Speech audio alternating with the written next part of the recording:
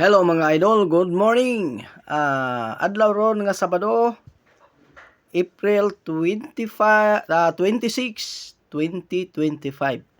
Karon no nag-charge ta og preyon sa atong maker kay ato ning gi-repair. Kaya ron makaluto na sabta og ice cream bar kay dili na kay mugahi. Kini mao ni ang ice cream maker or ice maker.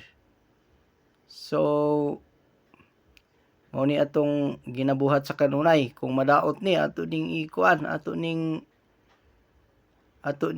i-drain tanan nga mga preyon kay tubigo na unya atong plasingan paghuman ato dayong kargahan og bag-o nga preyon mao ni ato nang ipanda na makina tanawa mga idol nag-ayos na ang atong maker. Taud-taud ani mga idol kining tanan nga copper tube man ni mga idol katong baga nga 3/4 ang size moayos na ni sa tanan. Mao ni mo pabugnaw sa tubig. Please like and follow mga idol. Daghan kayong salamat.